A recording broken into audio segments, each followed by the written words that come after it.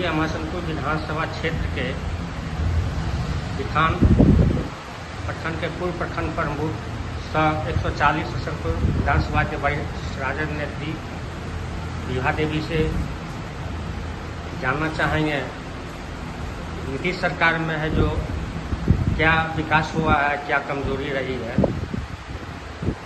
Madam एक चीज़ बताइए, नीतीश सरकार जो है जो 125 यूनिट का जो बिजली फ्री किए हैं, इससे क्या लाभ है जो जनता को होगा? देखिए नीतीश जी जो बिजली के 125 यूनिट बिजली के फ्री करने का घोषणा किए हैं, इससे पहले तो उनको स्मार्ट मीटर जो पूरे बिहार में लगवाए उनको खुलवाना पड़ेगा ना। जब तक ये स्मार्ट मीटर नहीं खुलवाएंगे तब तक सबको बिजली का सुविधा कैसे मिलेगा? क्योंकि सबके घर में तो स्मार्ट मीटर लग गया है। कुछ ऐसे ही गिने चुने परिवार है जहाँ पे लोग नहीं लगाया है तो नहीं लगेगा। तो जब सबसे पहले तो नीतीश जी को स्मार्ट मीटर खुलवाना है और उसके बाद ही फिर से उसके घर में कनेक्शन करा के बिजली देना है। बहुत ऐसे परिवार है जिनके घर में अभी तक बिजली लगा भी नहीं था, जिसमें कुछ तो जमीन का पेपर मांग रहा था, जिसके पास जमीन का पेपर नहीं था उसके पास घर में तो बिजली लगा भी नहीं था।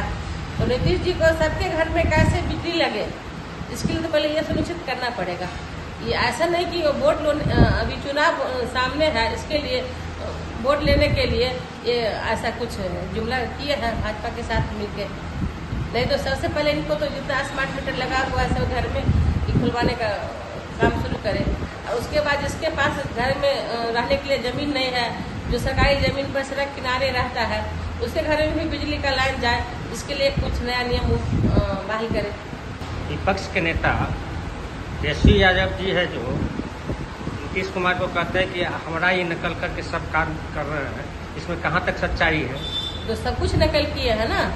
वृद्धा पेंशन आज कितना 10 साल से 400 रुपया मिल रहा था, लेकिन जैसे ही तेजस्वी यादव जी ने 1500 का घोषणा की है कि मेरी सरकार बनेगा तो हम 1500 रुपया करेंगे, तो नीतीश जी ने 1100 उसको कर दिए, उसको लागू भी कर दिए हैं। तेजस्वी जी बोले थे कि मेरी सरकार बनेगी तो हम 200 यूनिट का बिजली फ्री करेंगे, तो नीतीश जी पहले ही 125 यूनिट बिजली फ्री कर दिए। उसके बाद माय बहन योजना में भी इन्होंने 2500 का घोषणा किए थे कि मेरी सरकार बनेगी तो हम माय बहन योजना में 2500 का घोषणा करेंगे, तो सुने नीतीश जी भी उसमें शायद 1500 का घोषणा किए हैं।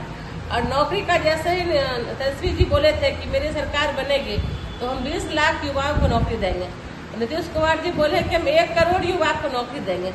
उनको तो कुछ काम करना नहीं है, और उनको बोलते समय ये भी नहीं लिमिट रहा है ना कि हम अगर एक सोना बढ़ाते जाएंगे तो हम कितना पे चले जाएंगे। वो 1 करोड़ की 2 करोड़ 20 करोड़ भी कर सकते थे, जो कि उनका दिमाग स्थिति अब ठीक है नहीं। इसीलिए सब समझ रहा है कि नीतीश जी जो भी काम कर रहे हैं, तेजस्वी जी का जो विजन है बिहार बदलने का, उसी विजन का देखा देखी वो कर रहे घोषणा। लेकिन देखा देखी पर अब कितना दिन चलिएगा? जब तक आपके पैर में चलने का शक्ति नहीं है तो कितना देर आप कितना किलोमीटर आप दूरी तय करिएगा? इसीलिए नकल करने से भी कुछ नहीं होगा। बिहार की जनता समझ चुकी है कि नीतीश जी से अब बिहार चलने वाला नहीं है, और तेजस्वी जी फुल फैज होकर सीएम इस बार बिहार में बनेंगे, और यही जनता का वोट है। मैडम बिहार में बढ़ते हुए अपराध पर आप क्या कहना चाहेंगे? अब तो पटना जाने के नाम से ही डर लगने लगा है कि जितना पूरे बिहार में मर्डर नहीं होता है, घटना नहीं घट रहा है, उतना पटना में घटना घट रहा है। पारस हॉस्पिटल का तो मामला पूरे बिहार में चर्चित घटना तो है ही। एक एशिया हॉस्पिटल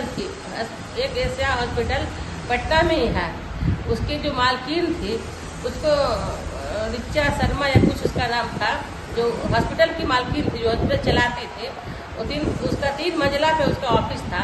उसको ऑफिस में जाके उसके स्टाफ के मिली भगत से उसको चैम्बर में ही स्पॉट मर्डर कर दिया। मान लीजिए जब हॉस्पिटल चलाने वाला अब सुरक्षित नहीं है, नेता सुरक्षित नहीं है, कोई बैंक मैनेजर को मार के कुइयां में डाल दिया, पटना जाने के नाम से अब डर लग रहा है कि लोग पटना कैसे जाएगा। हम तो कह रहे हैं नीतीश जी से हाथ जोड़ के कि अब आपसे बिहार नहीं संभल रहा है, और आप इस्तीफा दे के इस पर लगा दीजिए, राष्ट्रपति शासन बिहार में लग जाना चाहिए। इतना जो कम से कम अपराध हो रहा है, आदमी मर्डर हो रहा है, मर रहा है, इससे तो बिहार को बचा लीजिए, क्योंकि अब आपसे ये संभालने वाला नहीं है।